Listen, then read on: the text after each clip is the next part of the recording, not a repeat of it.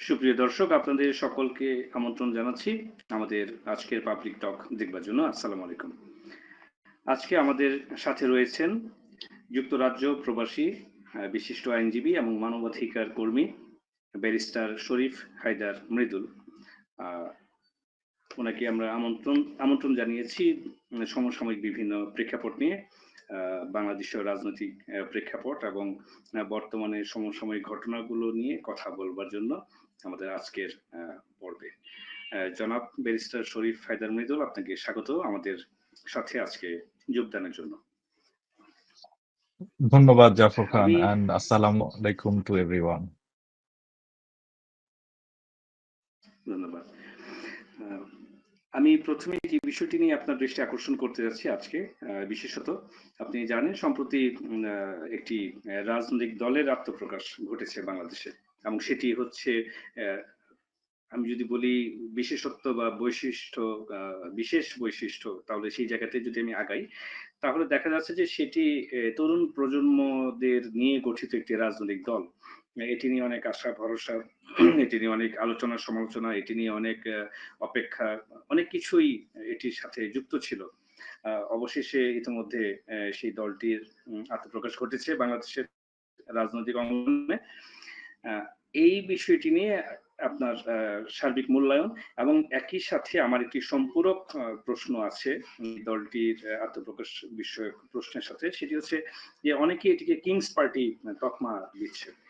আসলে আপনার দৃষ্টিতে এটিকে কিংস পার্টি বলা যায়, বা এটিকে আসলে কিংস পার্টি, নাকি এটি একটি ৮-১০টি রাজনৈতিক দলের মতোই এটি রাজনৈতিক দলের আত্মপ্রকাশ?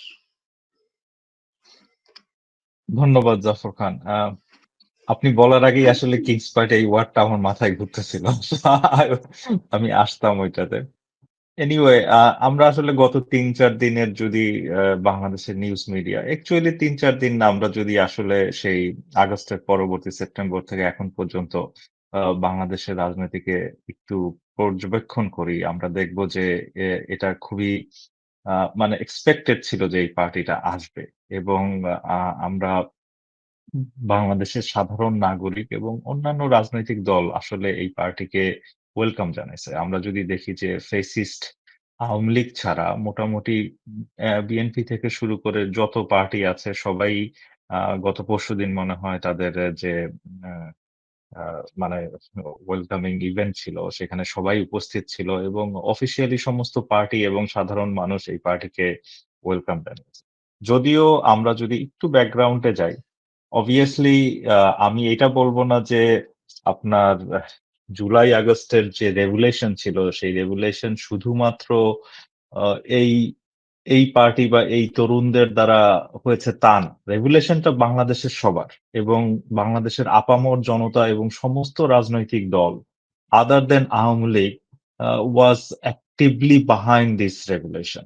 অবভিয়াসলি এই তরুণরা বা এই পার্টির যারা লিডারশিপে আছে তারা অনেকেই ওই রেগুলেশনের ফ্রন্ট লাইনে ছিলেন, এবং ভবিষ্যতে তারা কি করবে এটা সাধারণ মানুষ খুব এক্সপেকটেশন নিয়ে ওয়েট করতেছিল, যে তারা কি আসলেই যেই পার্টিগুলি আমাদের দেশে অলরেডি আছে, যে রাজনীতি আমাদের দেশে অলরেডি আছে, সেই রাজনীতির স্রোতধারায় মিশে যাবে, না তারা নতুন কিছু করবে। তারা প্রথম থেকেই বলে আসছিল যে তারা নতুন কিছু করতে চায়, এবং আমরা জানি যে মুভমেন্টটা হয়েছিল বৈষম্য বিরোধী ছাত্র আন্দোলনের নামে। পরবর্তীতে তারা জাতীয় নাগরিক কমিটি নামে একটা কমিটি বা একটা প্ল্যাটফর্ম তৈরি করে। যদিও আমার ব্যক্তিগতভাবে একটু আমি সন্দিহান ছিলাম যে এই নাগরিক কমিটি যদি এটা রাজনৈতিক দল না হয়, তাহলে ভবিষ্যতে এটার কি অ্যাক্টিভিটিস থাকতে পারে। ইভেনচুয়ালি আসলে তা আমার মনে হয় তারাও এটা বুঝতে পারছে, এবং বুঝতে পারার পর তারা এখন জাতীয় নাগরিক পার্টি বা ন্যাশনাল সিটিজেন্স পার্টি নামে যে পার্টিটা স্টার্ট করেছে গত 28শে ফেব্রুয়ারি, সেটাই আসলে I would say the actual platform যেটা তারা করতে চেয়েছে সিন্স আগস্ট। এখন কথা হচ্ছে যে আপনি যেটা বললেন যে আহ, এটা কি আসলে একটা কিংস পার্টি, না এটা বাংলাদেশের রাজনীতিতে নতুন একটা ধারা আনতে যাবে। আহ, এটা এই মুহূর্তে আহ, বলা খুব কঠিন। বাট আমার ব্যক্তিগত মূল্যায়ন যদি জানতে চান, আমি মনে করি না এটা একটা কিংস পার্টি। কারণ এর আগে আমাদের দেশে যখনই বড় ধরনের রাজনৈতিক পরিবর্তন হয়েছে, আমরা যদি দেখি 1/11 এর সময়, তার আগেও যদি আপনি যান, ইভেন 75-এ এও দেয়ার আর মানে আদার ফোর্সেস, আমি যেটা বলবো, মনে করেন বিহাইন্ড দ্য সিনে যারা কাজ করে তারা কিংস পার্টি ক্রিয়েট করার চেষ্টা করেছে। কিন্তু কিংস পার্টি গুলা কিন্তু কখনোই পপুলার হয় নাই। সাধারণ মানুষের কাছে এগুলির অ্যাকসেপ্টেন্স ছিল না। বেশিরভাগ ক্ষেত্রেই মনে করেন সেনা গোয়েন্দা সংস্থা সমর্থিত, তাদের ফান্ডিং এ, তাদের আইডিয়ায় কিংস পার্টিগুলি তৈরি করার চেষ্টা করা হয়েছে।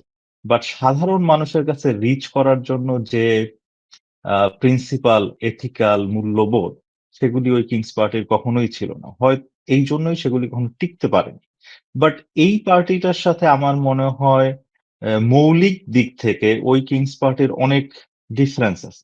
ডিফারেন্স গুলো এই কারণে, কারণ এই পার্টিটার আমরা যদি দেখি আহ, নেতৃত্বে যারা আসছে, বেশিরভাগই ভেরি ইয়াং, থার্টিস, ইউনিভার্সিটি থেকে চলে আসা, এবং অ্যাক্টিভলি ছাত্র রাজনীতির সাথে তারা জড়িত ছিল। ছাত্র জীবনেও জড়িত ছিল, এই আন্দোলনেও জড়িত ছিল, এবং তারা প্রথম থেকে তাদের কিছু বেসিক দাবি দেওয়া আপনি বলতে পারেন, হ্যাঁ, বা বেসিক মৌলিক চিন্তা ভাবনা দেশ সম্পর্কে, সেটা তারা প্রথম থেকেই বলে আসছে। এবং সর্বোপরি যেটা, আমরা তো গত 15-16 বছর ধরে বাংলাদেশে সমস্ত রাজনৈতিক দল কন্টিনিউয়াসলি আন্দোলন করে গেছে একটা ফ্যাসিস্ট গভর্নমেন্টকে ওভারথ্রো করার জন্য, এবং আলটিমেটলি পাবলিককে কানেক্ট করে এরকম একটা রেগুলেশন করতে পারেন। সো যেহেতু এই এই তরুণ নেতাদের ভিতর আমি বলবো যে বাংলাদেশের সাধারণ মানুষ কিছু একটা দেখছে, তারা বিশ্বাস করতে পারছে, এবং আমাদের, আপনি বলতে পারেন যে মিডল ক্লাস, স্পেশালি ঢাকার মিডল ক্লাস, তারা রাস্তায় বের হয়ে আসছে তাদের ডাকে। এই জন্যই কিন্তু এই আন্দোলনটা সফল হয়েছে। সো তার মানে এদের একটা সাধারণ মানুষের সমর্থন আছে। যদিও দেয়ার আর সাম ক্রিটিসিজম, বাংলাদেশে কি পৃথিবীর কোথাওই কোনো কিছু হয়তো ক্রিটিসিজম ছাড়া হবে না। ক্রিটিসিজম থাকাটা ভালো, ক্রিটিসিজমটা পজিটিভলি হওয়া উচিত।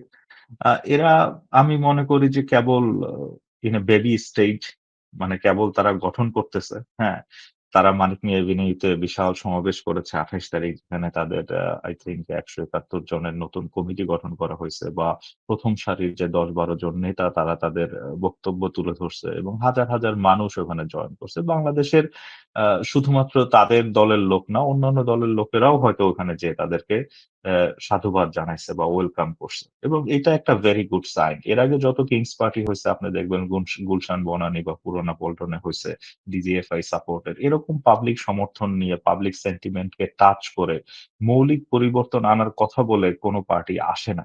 এবং আসলে এটা একটা সময়ের দাবিও বলতে পারেন। আমাদের দেশ 71-এ স্বাধীন হওয়ার পর থেকে আমাদের রাজনীতিটা অনেকটা, আমি বলবো যে ২টা ধারা বা ৩টা ধারার ভিতরে গণ্ডিবদ্ধ হয়ে গেছে। রাজনীতিতে কিন্তু মৌলিক পরিবর্তন, নতুন মুখ, নতুন ধারা ছিল না। সো এটা একটা নতুন ধারা। মানুষকে ডিফারেন্ট চয়েস দেয়া হয়েছে, যেটা রাজনীতিতে দরকার। গণতন্ত্রে মানুষের যদি চয়েস না থাকে, তাহলে মানুষ কিভাবে সিলেক্ট করবে আমি কাকে সাপোর্ট করতে চাই? হ্যাঁ, চয়েস ভালো খারাপ ২ টাই থাকতে পারে। বাট যদি ভালো চয়েসের পরিমাণ বেশি হয়, সেটা অবশ্যই আমাদের রাজনীতির জন্য ভালো। এবং আমি মনে করি এই নতুন পার্টিটা আসলে one of the good choice, ভালো চয়েস, যা মানুষকে অ্যা ভালো কোনো রাজনৈতিক দল বা রাজনৈতিক ব্যক্তিকে পছন্দ করতে বা তাকে ভোট দিতে উৎসাহিত করবে বা সুযোগ করে দেবে।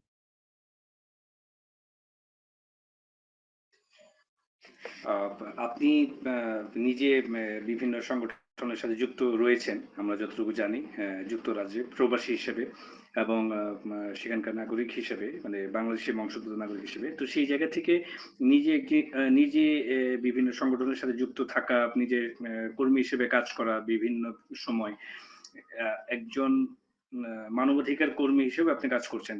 সেই অ্যাসপেক্ট থেকে বা পার্সপেক্টিভ থেকে আপনি বিপ্লব পরবর্তী বাংলাদেশের ভবিষ্যৎ আসলে কোন দিকে ধাবিত হচ্ছে? জনগণের ভাগ্য কোন দিকে ধাবিত হচ্ছে বলে আপনার কাছে মনে হচ্ছে? যে মূল্যায়নটি আপনি কিভাবে করবেন? আহ, এটা এটা কারণ আপনি জানেন আমি আমরা একটা অস্থির সমাজের ভিতর, মানে অস্থির অবস্থার ভিতর দিয়ে যাচ্ছি। হুম, আসলে আসলে এই মূল্যায়নটা করা দরকার, এবং এই মূল্যায়নটা করা খুব কঠিনও, কারণ এটার বিভিন্ন দিক আছে। কেন এটা আমি বলছি? এই এই যে আন্দোলনের কথা বললেন, বা এই নতুন পার্টি বা বৈষম্য বিরোধী মুভমেন্ট বললেন, এই মুভমেন্ট কিন্তু আমাকে টাচ করেছে। আমার মতো যুক্তরাজ্য এবং পৃথিবীর যত দেশে বাঙালি প্রবাসী আছে সবাইকে টাচ করছে। আমি ৩ দিন আলতাবালি পার্কে যেয়ে প্রোটেস্ট করছি মাইক নিয়ে সারাদিন, আমার ফুল ফ্যামিলি সহ, আমার 2 স্কুলের মেয়ে সহ। এবং যেদিন যেদিন ফ্যাসিস্ট প্রধানমন্ত্রী পদত্যাগ করে আমার চোখ দিয়ে পানি পড়তেছে, এবং আমরা পুরা সারাদিন সেলিব্রেট করছি। লন্ডনের সমস্ত মিষ্টির দোকানের মিষ্টি শেষ হয়ে গেছে, এবং এই সেলিব্রেশন বা এই পার্টিসিপেশনে কিন্তু আহ, কোনো স্পেসিফিক দল, স্পেসিফিক মুভমেন্ট ছিল না, সবাই ছিল। আপনি বিএনপি বলেন, জামাত ইসলামী বলেন, ছাত্র দল বলেন, ছাত্র শিবির বলেন, এই বৈষম্য বিরোধী ছাত্র আন্দোলন বলেন, এবং আমি বলবো যে অসংখ্য অসংখ্য নন রেসিডেন্টস বাংলাদেশী যাদের রাজনীতিতে কোনো আগ্রহ নেই, কিন্তু এবং তাদের লাইফে কিন্তু আসলে ইম্প্যাক্ট সবচেয়ে কম ছিল ফেসিস্ট বাংলাদেশ গভর্নমেন্টের, কিন্তু তারপরও তারা এতটাই এতটাই আমি বলবো ফ্রাস্ট্রেটেড ছিল যে তারাও আনন্দ করতে, তারাও এই আন্দোলনে আমাদের সাথে অ্যাক্টিভলি পার্টিসিপেট করছে, হাজার হাজার, তাদের থার্ড জেনারেশন, ফোর্থ জেনারেশন বাচ্চা কাচ্চা সহ। হুম, কেন? কারণ আমরা যখন বিদেশে থাকি, আমরা একটা উন্নত দেশে থাকি বা মধ্য উন্নত দেশে থাকি, আমরা সবসময় কিন্তু আমাদের দেশে যেই পরিস্থিতি বা পরিবেশ দেখে আসছি সেটার সাথে একটা কম্পেয়ার করি। মনে করি যে আমার দেশটা এরকম কেন হইল না? এই রাস্তাটা এরকম কেন হইল না? আমাদের দেশের ব্যাংকিং সিস্টেমটা এরকম কেন হইল না? বা আমাদের দেশের আদালত, পুলিশ, স্বাস্থ্য ব্যবস্থাটা এরকম কেন হইল না? আমরা এক্সপেক্ট করি যে আমার দেশটাও যেন ওই স্টেজে রিচ করতে পারে। এবং আমরা কিন্তু এটা ফিল করি যে এই স্টেজে রিচ করার জন্য দেশের যারা কারিগর, যে রাজনীতিবিদ, তাদের ভিতর বড় পরিবর্তন দরকার। কিন্তু সেই পরিবর্তনটা স্বাধীনতার পর থেকে আমি বলবো যে গত 50 বছর, হ্যাঁ, অনেকে চেষ্টা করছে, বাট সাকসেসফুলি কেউই আনতে পারে না। সা- এই আন্দোলন, জুলাই আগস্ট বিপ্লবের আন্দোলনে আমাদের সবার কাছে মনে হয়েছে যে হ্যাঁ, এইবার একটা বড় পরিবর্তন আসবে। এবং আলটিমেটলি তো আসছে। মানে একটা একটা হিউজ শাসক বা শাসন ব্যবস্থা যারা 17 বছর ক্ষমতাকে দখল করে রাখছিল সব জায়গায়, তাদেরকে ওভারথ্রো করতে পারছে। এটা কিন্তু চারটিখানি কথা না। অনেক দেশের ইতিহাস বা রাজনীতির সাথে যদি আপনি পর্যালোচনা করেন, দেখবেন যে 2-3 বছর যুদ্ধ করা লাগছে এরকম একটা পাওয়ার কে মুভ করার জন্য। একই সমসাময়িক সময় দেখেন যে সিরিয়াও পাওয়ার মুভ হয়েছে বা পৃথিবীর অন্য দেশেও পাওয়ার মুভ হয়েছে, but there were a lot of struggle সেখানে। কিন্তু এখানে মাত্র 2 থেকে 3 সপ্তাহ, জুলাইয়ের আই থিঙ্ক জুলাইয়ের সেকেন্ড বা ফার্স্ট উইকে মুভমেন্ট শুরু হয়েছে, by August 5 they left the ষোলো কান্ট্রি। ষোলো হ্যাঁ, সো জুলাই থেকে বাসা। হ্যাঁ, 16ই জুলাই থেকে। হ্যাঁ, সো সো এই যে এই যে এত অল্প সময়ের ভিতরে একটা সাকসেসফুল মুভমেন্ট করতে পারছে, সেটা তো সাধারণ বাংলাদেশি বা নন রেসিডেন্ট বাংলাদেশিদের মাঝে অনেক আশার সঞ্চার করাইছে যে তাহলে এরা অনেক বেশি ঐক্যবদ্ধ, এরা অনেক বেশি অর্গানাইজড, এদের ফিলোসফি এবং প্রিন্সিপাল অনেক বেশি স্ট্রঙ্গার দেন বিফোর। তাইলে আমরা এক্সপেক্ট করছি যে বাংলাদেশের মৌলিক দেশ পরিচালনায় হয়তো আসলেই পরিবর্তন। দেন আমরা দেখছি ডক্টর ইউনূস প্রধান উপদেষ্টা এবং অন্যান্য অ্যাডভাইজারদের নিয়ে there were a advising body যারা দেশ রান করা শুরু করছে। এবং একটা জিনিস চিন্তা করবেন যে বাংলাদেশের সমস্ত রাজনৈতিক দল কিন্তু তাদেরকে সমর্থন দিচ্ছে। বিএনপির অ্যাক্টিং ভাইস চেয়ারম্যান থেকে শুরু করে জামাতের বলেন, every political party other than Awami League has supported them without any reservations, right? তার মানে তাদের কিন্তু একটা স্ট্রং পলিটিক্যাল প্ল্যাটফর্ম ছিল তারা ভালো পরিবর্তন আনার জন্য।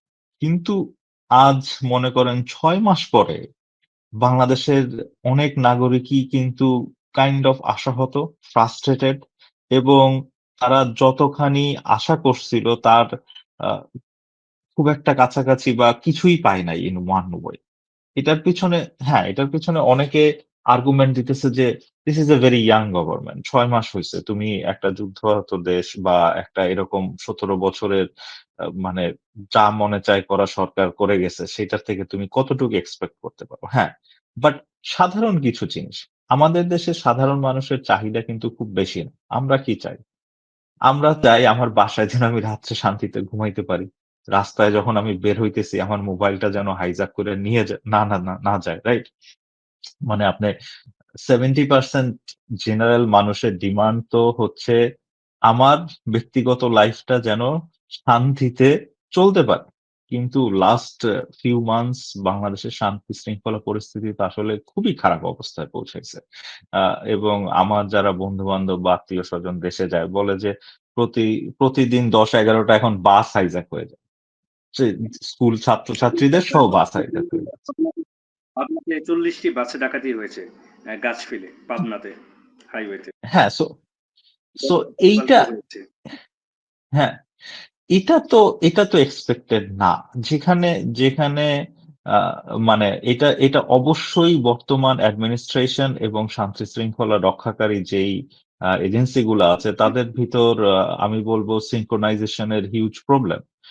যেখানে গভর্নমেন্ট ফর্ম করেই আর্মিকে ম্যাজিস্ট্রেসি পাওয়ার দেয়া হইছে এবং আর্মি বাংলাদেশের প্রতিটা জেলায় আছে। হ্যাঁ, police was corrupt, police was partisan, Awami League has taken everything. So পুলিশকে অর্গানাইজড করতে অবশ্যই সময় লাগবে। সেই জন্যই তো আর্মিকে মোবিলাইজ করা হয়েছে। আর্মিকে ম্যাজিস্ট্রেসি পাওয়ার দেওয়া হয়েছে। বাট আসলে তারা কতটুক করছে? হ্যাঁ, মোহাম্মদপুরে ২ সপ্তাহ ধরে ডাকাতি চলছে তারপরে তারা ৩ দিনের জন্য ব্রেক। এটার মানেটা কি? মানুষ বাচ্চাকে খুন করে ফালায় রাখার পরে যাইতেছে। বাট তারা আগে থেকে জানতেছে না যে এই জিনিসগুলো হচ্ছে। তাদের ইন্টেলিজেন্স নাই। মানুষ তো রিপোর্ট করতেছে। এমনকি আমি অক্টোবর-নভেম্বরে আ দেশে গেছি আমার মার মোবাইল মসজিদ থেকে নিয়ে গেছে। তো আমি নিউ মার্কেট থানায় গেছি রিপোর্ট করতে। ১ ঘন্টার ভিতর ওই অফিসার আমাকে বলল ১১০ টা মোবাইল হাইজ্যাক হইছে। সো মানুষ তো আমাদের দেশে অনেক খারাপ মানুষ আছে যারা এই সময় এই ব্যাপারগুলাকে পুঁজি করে ইউজ করতেছে এবং সেখানে হয়তো ফ্যাসিস্ট আওয়ামী লীগ গভর্নমেন্টেরও ইন্ধন আছে বা তাদের লোকজনেরও ইন্ধন আছে। তারা চায় যে দেশের অবস্থা খারাপ হইলে বহির্বিশ্বে এটাকে পোর্ট্রে করা যাইতে পারে যে this government is failing. But এই গভর্নমেন্টে যারা আছে তাদের তো এই জিনিসগুলা জানা। এইগুলা তো অজানা না। এবং এটা প্রতিনিয়ত হচ্ছে। হওয়ার পরে অ্যাকশন হ্যাঁ, সরকার কতখানি তো হচ্ছে? বলছে যে আন্তরিকভাবেই প্রচেষ্টা অব্যাহত রেখেছে এবং সরকারের প্রচেষ্টার জায়গাতে কোনো কমতি নেই, বরং যেটা হতে পারে আপনি দেখেছেন একটি মন্তব্য মাননীয় স্বরাষ্ট্র উপদেষ্টা কয়েকদিন আগে বলেছিলেন যে এটি হয়তো বা আওয়ামী ফ্যাসিস্টদের দ্বারা সংগঠিত বিভিন্ন অপরাধ যারা দেশকে অস্থিতিশীল করতে যাচ্ছে উনি বলেছেন, এবং সেই জন্য একটি বিশেষ অপারেশন অলরেডি ইতিমধ্যে চলছে।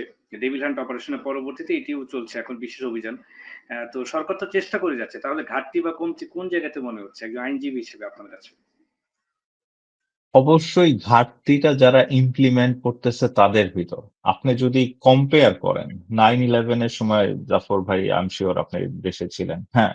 তো 9/11 এর সময় আমি তখনও দেশে গেছিলাম এক্সাক্টলি পাওয়ার চেঞ্জ এর পরে আমার মনে আছে। আমি যখন ঢাকা এয়ারপোর্ট থেকে বের হইছি আমার কাছে মনে হইছে আমি একটা মিলিটারি স্টেটে ড্রাইভ করা শুরু করছি। হ্যাঁ, রাস্তাঘাট সব জায়গায় মিলিটারি। কেউ কোনো লাইন ব্রেক করতেছে না। আপনি যেইখানে যান সবাই আইন কানুন মাইনা চলতেছে। কারণটা কি? আমাদের দেশের সাধারণ মানুষ কিন্তু ভয় পায় মিলিটারিকে বা আ রাইট। এই এজেন্সি গুলাকে। সেটার জন্য কিন্তু আপনার প্রেজেন্স থাকতে হবে। আপনার যদি প্রেজেন্স না থাকে, আপনি যদি তাদেরকে ধমক না দেন, তারা তো শুনবে না। আপনি চিন্তা করেন এইবার 1/11 মানে সরি এইবার এই ৫ই আগস্টের পরে রাস্তাঘাট সব দখল করে রাখছে স্টুডেন্টরা। এইটা বলে আমি বলতেছি না যে তাদের দাবি দেওয়া আমাদের মানতে হবে না। কিন্তু আমাদের তো এটাও চিন্তা করতে হবে যে আমি যদি ঢাকা শহরের সব রাস্তা আন্দোলন করে বন্ধ করে দেই, সাধারণ মানুষ চলবে কিভাবে? এবং সরকারের যে বোল্ড একটা স্ট্যান্ড দেখানোর দরকার ছিল, সেটা কিন্তু তারা দেখাইতে পারেনি। এই যে আপনি বললেন স্বরাষ্ট্র উপদেষ্টা, হ্যাঁ, তারা এই ডেভিল হান্টের সাকসেস কতখানি? লজ হইছে গত ১ সপ্তাহ বা ৭-৮ দিন হয়ে গেছে। প্রতিদিন তারা ব্রিফ করতেছে যে তারা কতজন আ মানে হাইজ্যাকারকে অ্যারেস্ট করছে বা কি হইছে। আপনি চিন্তা করে দেখেন 1/11 এর সময় তারা আ আলাদা টাস্ক ফোর্স করছে। শত করাপ্টেড লোকজনকে তুলে নিয়ে গেছে। এমনকি পলিটিক্যাল পার্টির সময় বিএনপির I think 2001 A operation clean heart নামে একটা অপারেশন করা হয়েছিল। আপনার মনে আছে কিনা? হ্যাঁ, এবং র‍্যাব এস্টাবলিশ করার পরে এবং অপারেশন ক্লিন হার্ট এর পরের কিন্তু বিএনপি তাদের দলের সাথে জড়িত হাইজ্যাকাররা কাউকে রেহাই দেয়। স্ট্যান্ড পয়েন্ট ক্লিয়ার ছিল যে আমার বাংলাদেশের মানুষের প্রথমে সেফটি অ্যান্ড সিকিউরিটি এনশিওর করতে হবে। এইটা তো আমাদের দেশে প্রথম ১ দিন ২ দিনের স্ট্রিক্ট অ্যাকশনে গেলেই মেসেজটা চলে যায়। এখানে তো মেসেজটা আমি সবসময় দেখতেছি যে খুব নেগেটিভলি খুব রিল্যাক্সলি যাচ্ছে। এবং হ্যাঁ, এই সরকারের তো এটা তো এটাও জানা কথা যে তাদের জন্য এটা ইমপ্লিমেন্ট করা ডিফিকাল্ট হবে। হ্যাঁ, সো ইমপ্লিমেন্ট করা যখন আমার ডিফিকাল্ট হবে, আমার তো আলাদা স্ট্র্যাটেজি থাকা উচিত ছিল। আমার আলাদাভাবে কোঅপারেশন এবং সিনক্রোনাইজেশন থাকা উচিত ছিল। আমি আর্মিকে ম্যাজিস্ট্রেসি পাওয়ার দিছি। আর্মি আসলেই আমাকে কোঅপারেট করতেছে কিনা, না জাস্ট একজন ক্যাপ্টেন বা একজন মেজরকে একটা জেলায় পাঠায় রেখে দিছি, সে একটা ক্যাম্প করে ওখানে বইসা আছে, that's it. What is the point? একটা মোবাইল নাম্বার আমি ফেসবুকে দিয়ে রাখছি যে সমস্যা হলে তুমি ফোন করো। এই নাম্বারে আমি ফোন করলে বেশিরভাগ সময় পাওয়াই যায় না। মনে করেন ৮৬৪ টা জেলার ভিতরে একমাত্র গাজীপুরে একজন ক্যাপ্টেন বা মেজর কিছু অ্যাকশন নিল। সেটাই আসছে মিডিয়ায়। অথচ এটা তো ৬৪ টা জেলায় ৬৪ জন মেজর বা ক্যাপ্টেনের অ্যাকশনে থাকার কথা ছিল। তাইলে দেশ একদম ঠিক হয়ে যেত। কিন্তু কিন্তু এক্ষেত্রে জনাব শরীফ হায়দার, আমি একটি বিষয় একটু উল্লেখ করতে চাচ্ছিলাম, সেটি হচ্ছে গত কয়েকদিন আগে আপনি দেখেছেন যে মাননীয় সেনা প্রধান একটি ওনার একটি বক্তব্যে বলেছেন যে অ্যাকচুয়ালি সেনাবাহিনীর যে সীমাবদ্ধতা সদস্য সংখ্যার দিক থেকে, তো খুব বেশি তো আর সদস্য নেই আমাদের সেনাবাহিনীতে। দেখা যাচ্ছে যে ৩০,০০০ করে আসে, ডিউটি করছে, আবার একটা ব্যাচ চলে যাচ্ছে, আবার আরেকটা ব্যাচ আসছে। তো এটি একটি সীমাবদ্ধতা জায়গা। এবং আরেকটি ব্যাপার হচ্ছে যে বিশেষ পরিস্থিতিতে পুলিশ কিন্তু প্রপারলি ফাংশনিং না এই মুহূর্তে। যে কারণের জন্য আহ, একা সেনাবাহিনীর পক্ষে কিন্তু আসলেই হয়তোবা দেশের শান্তি শৃঙ্খলা বজায় রাখার জন্য যথেষ্ট ভূমিকা রাখার মতো অবস্থা নেই। সীমাবদ্ধতার এই জায়গাটি কিন্তু মাননীয় সেনা প্রধান উল্লেখ করেছেন, বলেছেন। কারণ যেহেতু পুলিশ প্রপারলি ফাংশন করছে না। ইন ওয়ান ওয়ে আপনি চিন্তা করেন, মনে করেন এক্সাক্টলি ৫ই আগস্টের পরে আই থিংক ২ উইকস বাংলাদেশে কোনো পুলিশ ছিল না কিন্তু। ২ উইকস জি। বাংলাদেশের বেশিরভাগ থানা বন্ধ ছিল, থানাগুলি লুটপাট হয়ে গেছে। ওই ২ উইকস এ কিন্তু এরকম শান্তি শৃঙ্খলার পরিস্থিতির এরকম অবনতি হয় নাই। এখন গত ১ মাসে বা গত ৪-৫ উইকস এ কতখানি হইছে। কারণটা কি? কারণটা হচ্ছে যে আপনার তখন মানুষ এই ওই পরিস্থিতির বেনিফিট নিতে চায় নাই, বা যারা ক্রিমিনাল তারা চিন্তা করে নাই যে এখন এটা আমরা বেনিফিট নিবো। আরেকটা জিনিস ছিল যে মানুষ ইউনাইটেড ছিল। তখন কিন্তু ছাত্ররা প্রোটেকশন দিছে, বিএনপির লোকজন প্রোটেকশন দিছে, জামাতের লোকজন প্রোটেকশন দিছে, তাই না? এখন যদি গভর্নমেন্ট মনে করে যে হ্যাঁ, আমার একার পক্ষে এটা সম্ভব হচ্ছে না, আমি পারতেছি না, বা আমাকে আর্মি আ আ থেকে যতটুকু সাপোর্ট আসছে সেটাও হচ্ছে না। তো সরকার তো চাইলে কোয়ালিশন মুভমেন্ট এর মতো সবাইকে ডাইকা জাতীয় ঐক্যের মাধ্যমে বলতে পারে যে হ্যাঁ, আমি আমি বাংলাদেশের সব জেলায়, জেলায় শান্তি শৃঙ্খলা কমিটি করব। যেখানে বিএনপির লোক থাকবে, জামাতের লোক থাকবে, শিবিরের লোক থাকবে, ছাত্র দলের লোক থাকবে। বাজারে, বাজারে তারা টহল দেবে, আর্মির লোকও টহল দিবে। চেষ্টা করলে তো উপায় বের করাই যায়। আমার তো মনে হয় না যে ওই চেষ্টাটা কারেক্টলি করতেছে। স্পেশালি এই যে হোম অ্যাডভাইজার, স্বরাষ্ট্র অ্যাডভাইজার, আমার যথেষ্ট সন্দেহ আছে তার ক্যাপাবিলিটি এবং তার অ্যাকচুয়াল উইলিংনেস এর উপরে যে আসলেই সে এটা করতে পারতেছে কিনা। এখানে অনেক বেশি স্ট্রং পার্সোনালিটির লোক দরকার ছিল। বাংলাদেশের পুলিশ, আর্মি এই সমস্ত এজেন্সির সাথে আ এজেন্সিকে কন্ট্রোল করা এবং বাংলাদেশের সাধারণ খারাপ মানুষকেও কন্ট্রোল করার জন্য আপনার অনেক বেশি পাওয়ারফুল লোকের দরকার। এবং আরো অনেক বেশি I would say that active, uh যার অনেক বেশি নতুন আইডিয়ায় এখন আপনার মনে করেন social media people are so active. এই রেগুলেশন হইছেই সোশ্যাল মিডিয়ার মাধ্যমে। আমরা তো এই যে আইন শৃঙ্খলা পরিস্থিতি এইটাকেও সোশ্যাল মিডিয়ার হেল্প নিয়ে করতে পারি। আমরা Facebook পেজ করতে পারি, WhatsApp গ্রুপ করতে পারি প্রতিটা থানায়, থানায়, প্রতিটা এলাকায়, এলাকায় ছাত্রদের নিয়ে, রাজনীতিবিদদের নিয়ে, এজেন্সি গুলিকে নিয়ে আলাদা, আলাদা ভাবে। হ্যাঁ? এবং সেখানে নিউজ শেয়ার করতে পারি, ভিডিও শেয়ার করতে পারি এবং আ মুহূর্তের ভিতরে মনে করেন আমার জিওগ্রাফিক্যালি যেমন আমাদের এখানে নেইবারহুড ওয়াচ আছে, আমেরিকাও আছে নেইবারহুড ওয়াচ। মনে করেন আমার এই রাস্তায় আমি দেখলাম যে আজকে একজন লোক আ হাঁটাচলা করতেছে সন্দেহজনক। মনে হচ্ছে যে সে চুরি করতে পারে বা ডাকাতি করতে পারে। সাথে, সাথে আমি ওই WhatsApp গ্রুপে বললাম যে এরকম গেছে। সাথে, সাথে কিন্তু দেখা যাবে যে আমার যে ১০-১৫ জন প্রতিবেশী সবাই এলার্ট হয়ে গেল যে হ্যাঁ, একজন এখানে মুভমেন্ট করতেছে, সো আমার বাসায় সবকিছু ঠিক আছে কিনা। সো এরকম অ্যাওয়ারনেস তৈরি করা যাইতে পারে, সাধারণ মানুষকে ইনভলভ করা যেতে পারে। বাট এটা খুবই ইম্পোর্টেন্ট ২ টা জিনিস। একটা হচ্ছে এই শান্তি শৃঙ্খলা পরিস্থিতি, আরেকটা হচ্ছে যে সাধারণ যে মানুষের অভিযোগ যে বিভিন্ন জায়গায় চাঁদাবাজি হচ্ছে, জিনিসপত্রের দাম কন্ট্রোলে থাকতেছে না। হ্যাঁ? এই যে বেসিক হয়তো হাতে গোনা ৩-৪ টা ডিমান্ড, এই ৩-৪ টা ডিমান্ড যদি এই সরকার একটু স্ট্রংলি আ কন্ট্রোল করতে পারত, তাইলে আমার কাছে মনে হইতো যে আমরা যা এক্সপেক্ট করছিলাম দেশ আসলেই সেই এক্সপেকটেশন এর দিকে যাচ্ছে।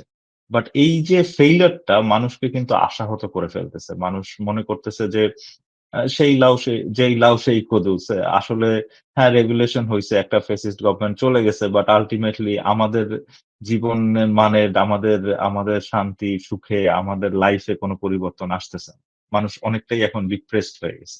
তো এই ডিপ্রেশন থেকে আমি মনে করি এখনো বের হয়ে আসার সময় আছে, সুযোগ আছে এবং মানুষকে আশা দেখানোরও সুযোগ আছে।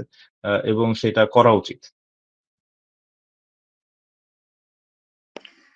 আ এবার আমি যে বিষয়টি একটু অবতারণা করতে চাই সেটি হচ্ছে আপনি দেখেছেন বা জাতীয় নাগরিক পার্টির যেদিন আত্মপ্রকাশ ঘটেছে সেদিন কিন্তু বিভিন্ন ধরনের আ স্টেটমেন্ট এসছে। যারা কুশীলব আছেন এই দলের প্রধান হিসেবে যারা দায়িত্ব নিয়েছেন, জনাব হাসনাত আব্দুল্লাহ, জনাব নাহিদ ইসলাম এবং অন্যান্য যারা আছেন। তো সেখানে একটি কথা উঠে এসেছে সেটি হচ্ছে যে 'দ্বিতীয় রিপাবলিক' প্রতিষ্ঠার দাবি জানানো হয়েছে দলের পক্ষ থেকে। তাদের একজন আ কুশীলব আরেকজন যিনি দায়িত্বে আছেন, অন্যতম দায়িত্বে তিনি দাবি জানিয়েছেন এবং সেইজন্য গণপরিষদ গণপরিষদ নির্বাচনের দিকে যাওয়ার জন্য ইঙ্গিত দিয়েছেন। আ আ কারণ ৭২ এর সংবিধান থেকে বেরিয়ে আসা এবং হচ্ছে নতুন সংবিধান রচনার মাধ্যমে নতুন বাংলাদেশ গড়ার প্রত্যয় এবং নতুন বাংলাদেশকে এগিয়ে নিয়ে যাওয়ার একটি প্রত্যয়। এরকম একটি বিষয় এসেছে। আসলে 'দ্বিতীয় রিপাবলিক' বলতে যেটি বোঝানো হচ্ছে, এই বিষয়টি নিয়ে অনেক ধরনের প্রতিক্রিয়া রয়েছে। এই বিষয়টি নিয়ে আপনি যেহেতু একজন আইনজীবী, আ আরো ভালো বলতে পারবেন। এটি নিয়ে আমরা একটু জানতে চাচ্ছি। এটি কেমন হচ্ছে আসলে? তা তরুণ প্রজন্মের চিন্তা ভাবনা কেমন হচ্ছে? আসলে আমার কাছে যেটা মনে হয় তারা নিজেরাও আসলে খুব একটা ক্লিয়ার না সেকেন্ড রিপাবলিক বলতে তারা কি চাচ্ছে। হুম? কারণ তারা হয়তো এটা ফ্রান্সের মডেল বা পৃথিবীর আরো কয়েকটা দেশে এরকম 1st, 2nd, 3rd, 4th, 5th ফ্রান্সে আই থিংক 5th রিপাবলিক পর্যন্ত হইছে। হ্যাঁ? এটা হওয়ার পিছনে কারণ হচ্ছে যে ওইখানে আপনার পুরাপুরি শাসন ব্যবস্থাটা পরিবর্তন হয়েছে। যেমন ফ্রান্সে যেটা হয়েছিল ১৭০০ সালের মাঝামাঝি সময় রাজতন্ত্র থেকে কিছুদিনের জন্য আ রিপাবলিকান সিস্টেম বা আমরা যেটাকে এখন গণতন্ত্র বলি এটাতে চলে গেছে। আবার কিন্তু সেখান থেকে আ একটা সার্টেন টাইম পর আবার রাজতন্ত্রে ফেরত গেছে। সো রাজতন্ত্রে যখন ফেরত গেছে তখন আবার রাজতন্ত্র থেকে আ তারা আবার রিপাবলিকে আসছে।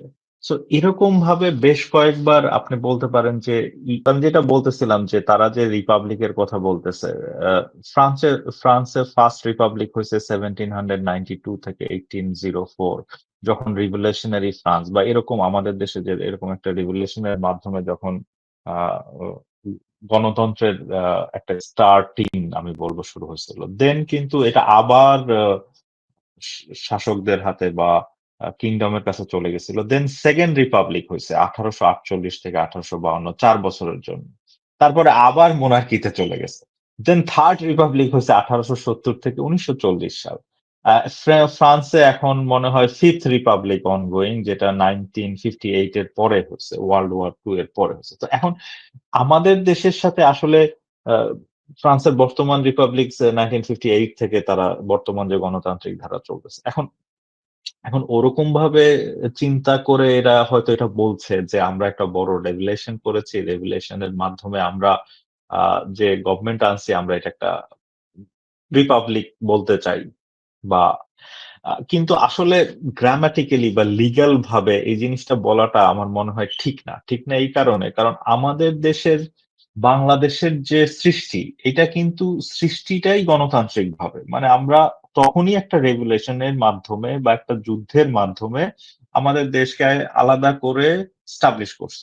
এস্টাবলিশ করছি হ্যাঁ, তখন আমাদের একটা কনস্টিটিউশন বা ক্রিয়েট করা হয়েছে এবং কনস্টিটিউশনটার মেইন স্পিরিট কিন্তু সংসদীয় ব্যবস্থা বা গণতান্ত্রিক ব্যবস্থার মাধ্যমেই শুরু হয়েছে।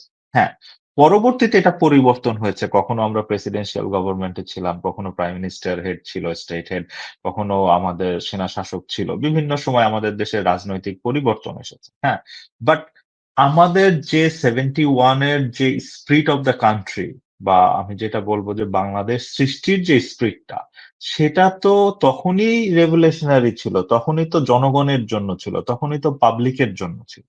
সেটা তো তখন আমরা তো বাংলাদেশ এরকম কোন দেশ না যেটা রাজতন্ত্র থেকে স্বাধীন হইছে বা রাজতন্ত্রকে আ অ্যা বাইরে এক্সিট করে দিয়ে গণতন্ত্র আসছে। যেমন ধরেন আমরা যদি পার্শ্ববর্তী নেপালেও চিন্তা করি, ওখানেও রাজতন্ত্র ছিল। রাজতন্ত্র থেকে বিভিন্ন সময় রেভুলেশন হইছে, কখনো গণতন্ত্র আসছে। ওদেরও মনে হয় ২ বার হইছে। হ্যাঁ?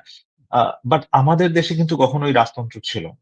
এখন আমার এই তরুণ রাজনৈতিক দলের ভাইরা হয়তো ইমপ্লাইডলি আমি বলব, নট এক্সপ্রেসলি, ইমপ্লাইডলি ইন্ডিকেট করার চেষ্টা করে যে আ এই যে মনে করেন রাজনৈতিক দলের ভিতর যে ফ্যামিলি বা বংশের যে একটা প্রভাব, সেটাকে কিছুটা রাজতন্ত্রের মতো দেখার জন্য। বাট এই যে মনে করেন আমাদের দেশের পলিটিক্যাল পার্টি গুলার ভিতরে হয়তো কোন ফ্যামিলির ইনফ্লুয়েন্স বা প্রভাব অনেক বেশি থাকতে পারে। বাট অফিসিয়ালি তো না।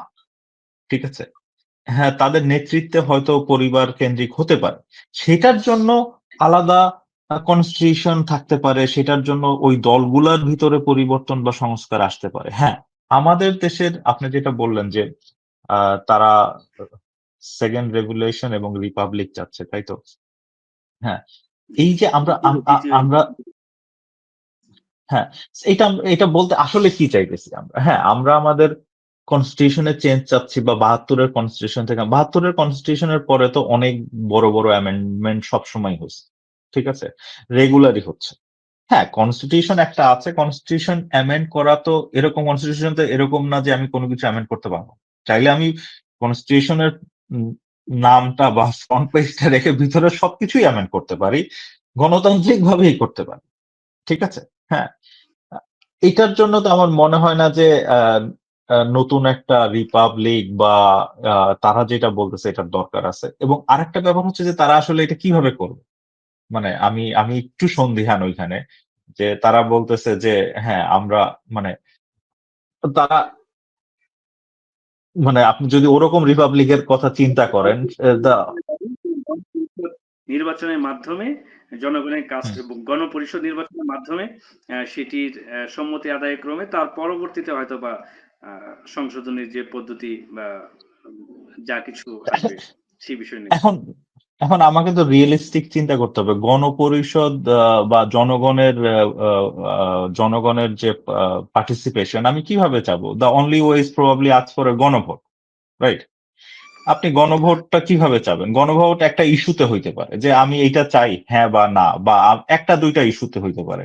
একটা কনস্টিটিউশন তো আপনার ১টা ২টা ইস্যুর উপরে না। কনস্টিটিউশন একটা বিশাল আ বই বা একটা বিশাল রুলস আমরা যদি কম্পেয়ার করি, মনে করেন ইংল্যান্ডে কোনো রিটেন কনস্টিটিউশনই নাই। ভেরি ইন্টারেস্টিংলি আমরা পৃথিবীর গণতন্ত্রের স্টার্টিং পয়েন্ট হচ্ছে ইংল্যান্ড বা ওয়েস্টমিনিস্টার ডেমোক্রেসি আমরা বলি। ওয়েস্টমিনিস্টার ডেমোক্রেসিতে এখন পর্যন্ত কোনো রিটেন কনস্টিটিউশন নাই। এটার ভালো দিকও আছে, খারাপ দিকও আছে। One of the good thing হচ্ছে যে রিটেন কনস্টিটিউশন নাই। এই কারণেই কিন্তু যখন যেভাবে দরকার তারা তাদের আইনগুলাকে মোল্ড করতে পারতেছে। টাইম অনুযায়ী, পরিস্থিতি অনুযায়ী। ঠিক আছে? আমার যদি একটা রিটেন রিজিড কনস্টিটিউশন থাকতো, এটাকে চেঞ্জ করা অনেক কঠিন হতো। আবার এটার মানে এই না যে আসলেই আমাদের ইংল্যান্ডে লিখিত কোনো আইন কানুন নাই। সবই কিন্তু লিখিত। হ্যাঁ? যেমন ধরেন ইংল্যান্ডে একটা আইন হওয়ার আগে এদের তো ২ টা কক্ষ।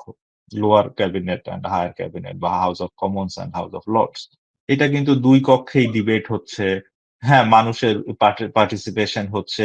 এমনকি অনলাইনে এখন সাধারণ মানুষও ওইখানে ওপিনিয়ন দিতে পারে যেকোনো কিছু। এবং সেগুলার উপর প্রায় ৬ মাস ১ বছর পরে যেয়ে একটা আইন অনেক রেকটিফিকেশন এর পরে যেয়ে ইমপ্লিমেন্টেশন হচ্ছে। আমাদের দেশে মনে করেন একেক রাজনৈতিক দল আসতেছে, সে যার মতো আইন বানাচ্ছে বা তাদের বেনিফিট এর জন্য হইতেছে। এখন এই প্রসেস গুলা চেঞ্জ হওয়া দরকার। এই প্রসেস গুলা চেঞ্জ হওয়ার জন্য কিন্তু ডায়ালগ শুরু হইছে। বিএনপি তাদের ৩১ দফা দিছে বা তাদের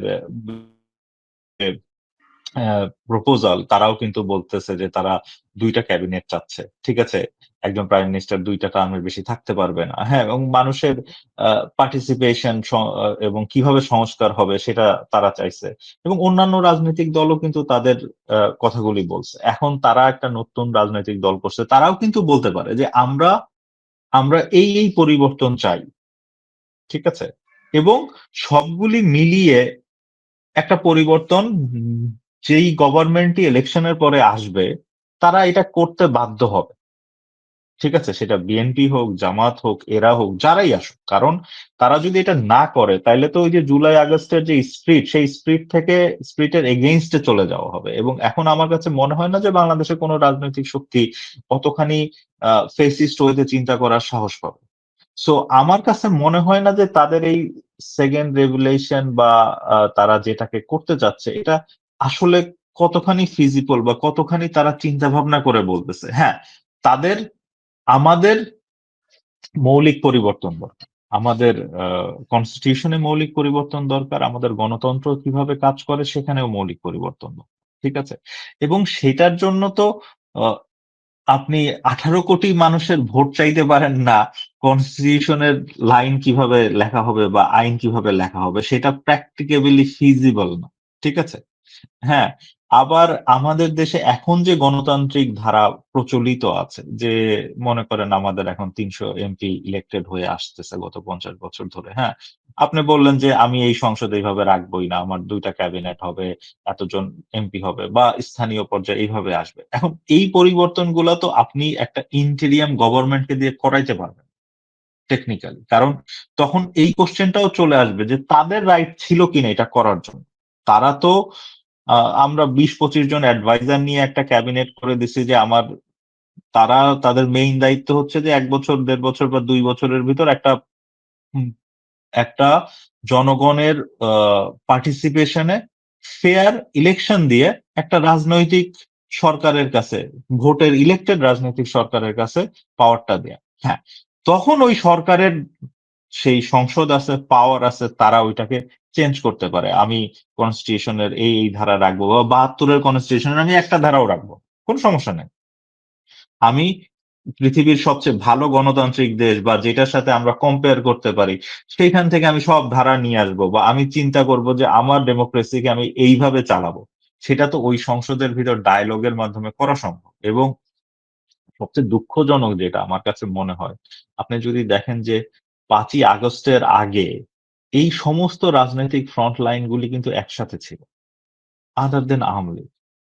তাদের বেশিরভাগ আ আ মৌলিক দাবিগুলিও এক ছিল, চিন্তাভাবনাও এক ছিল। এখন কিন্তু তারা এই সমস্ত আমি বলব ছোট ব্যাপার নিয়ে অথবা সিলি ব্যাপার নিয়ে নিজেদের মাঝে বিভাজন তৈরি করার চেষ্টা করতেছে। এবং এই বিভাজন যদি বড় হয়ে যায়, সেটা কিন্তু ওই ফ্যাসিস্ট গভর্নমেন্ট বা যাদের থেকে আমরা ওভারথ্রো করে এই অবস্থায় আসছি তাদের জন্য বেনিফিশিয়াল হয়ে যাবে। আমাদের ওই জিনিসটাও চিন্তা করতে হবে। সো আ আমার কাছে মনে হয় যে হ্যাঁ, আমি বলব না যে তারা যে দাবির কথা বলতেছে সেটা রং। আমি এটাও বলব না যে তারা যে স্পিড বা ব্যাকগ্রাউন্ড থেকে বলতেছে সেটা রং। বাট আমি যেটা বলতেছি যে তারা হয়তো অতটা না বুঝে বা অতটা রিসার্চ না করে বলতেছে যে আমি এটা চাচ্ছি। এটা তারা পাইতে পারে। সেটা জাতীয় ঐক্যের মাধ্যমে পাইতে পারে। তারা যে জাতীয় নাগরিক প্ল্যাটফর্ম এর কথা বলতেছে সেটার মাধ্যমে পাইতে পারে যেখানে সবাইকে ইনক্লুসিভ করে। বাট আল্টিমেটলি আমাদের যে গণতান্ত্রিক দেশ বা গণতান্ত্রিক সরকার আ ইলেকশনের মাধ্যমেই যাইতে হবে। আমার মনে হয় গতকালকে বা পরশুদিন সালাউদ্দিন আহমেদ বিএনপি থেকে এটার ব্যাপারে সিমিলার কমেন্টসই করছে যে আসলে কি চাচ্ছে তারা? এটা ক্লিয়ার না। এই সেকেন্ড রেগুলেশন এর কথা বলে বা আ গণপরিষদের কথা বলে, রিপাবলিকের কথা বলে আসলে কি চাচ্ছে? আমার মনে হয় যে মানে আমি ওদের পার্টির এখনো আসলে ওয়েবসাইট হয় নাই। বাট আমি উইকিপিডিয়ায় দেখতেছিলাম। হ্যাঁ? সো আমার কাছে মনে হয় যে হ্যাঁ, তারা তাদের পার্টির এজেন্ডা গুলি, মেইন অবজেক্টিভ গুলি, প্রিন্সিপাল গুলি আগে ঠিক করুক। এবং আমাদের দেশে তো রাজনৈতিক একটা ধারা আছে। তা আমি সেন্ট্রালি একটা পার্টি করলাম। আমাদের তো রুট লেভেলে মানুষের কাছে রিচ করারও দরকার আছে। ঠিক আছে? আমার প্রতিটা থানায়, প্রতিটা ইউনিয়নের, প্রতিটা জেলায় আমার পার্টির পার্টিসিপেশন থাকা দরকার, রিপ্রেজেন্টেশন থাকা দরকার। কমিটি থাকা দরকার, সাব কমিটি থাকা দরকার। তখন কিন্তু আমি জানতে পারবো যে রুট লেভেল থেকে মানুষ কি চাচ্ছে।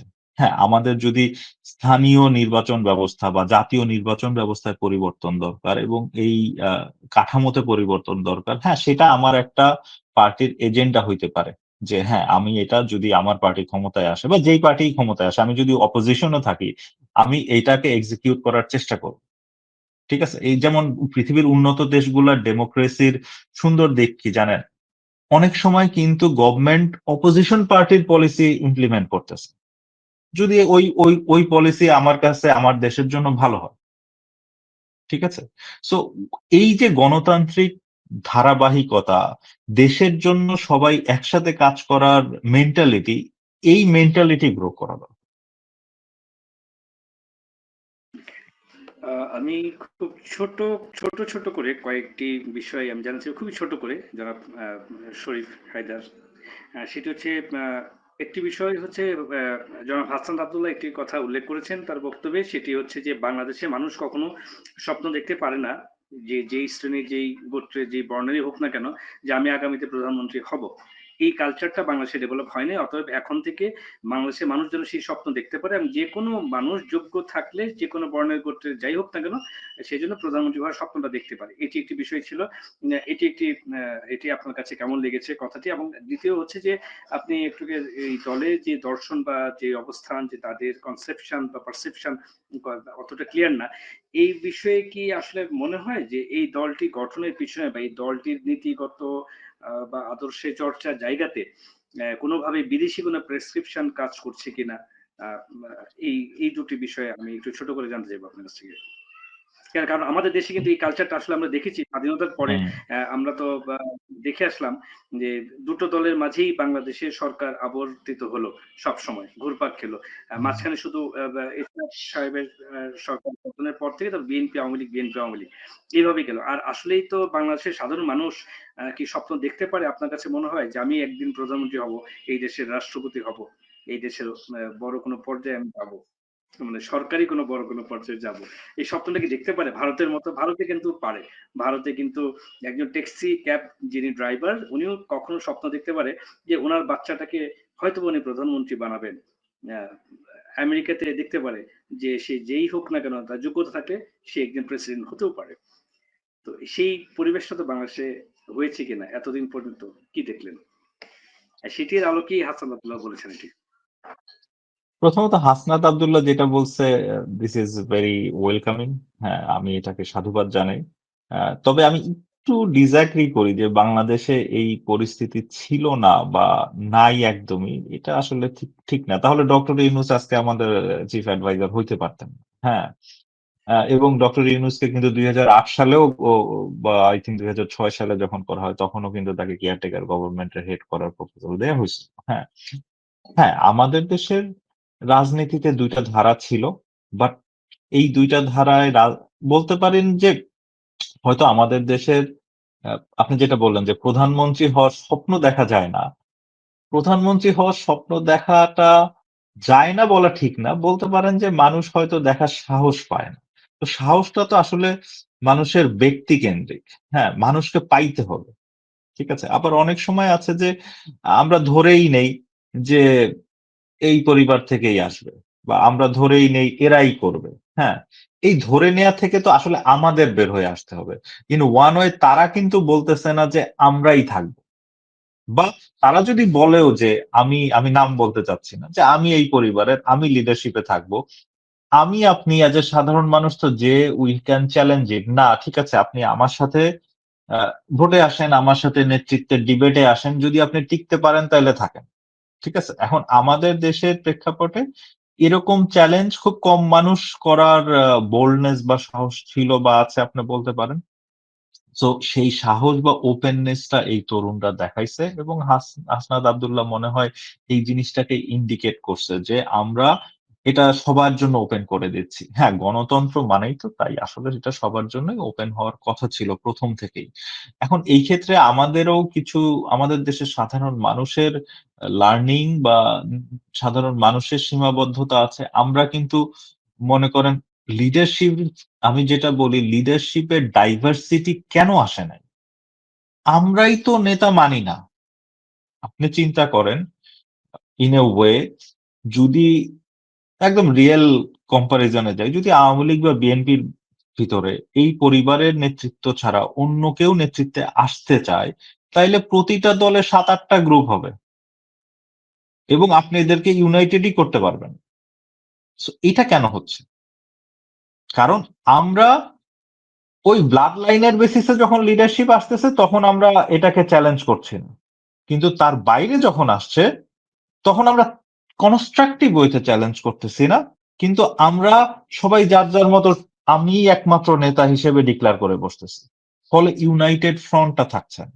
এখন অবভিয়াসলি আপনি যখন কম্পেয়ার করলেন যে হ্যাঁ ইন্ডিয়া এটা থেকে বের হয়ে আসছে, ইন্ডিয়া এটা থেকে বের হয়ে আসছে, বাট রাজনীতি কিন্তু ইন্ডিয়া এটা থেকে বের হয়ে আসছে, এটার পিছনে অনেকগুলা কারণ আছে। One of the reason obviously যারা যেই শাসক গোষ্ঠী বা যেই পরিবার ওই রাজনৈতিক দলের প্রথম দিকে ছিল তারা কিছুটা ফ্লেক্সিবল হয়েছে, মানুষের ভিতর কোয়ালিফিকেশনে গ্রো আপ হয়েছে, মানুষের ভিতর লিমিটেশন। ইন্ডিয়া অনেক বড় ডেমোক্রেসি, অনেক বড় দেশ, অপরচুনিটিও অনেক বেশি, সো এইভাবে হয়তো চলে আসছে।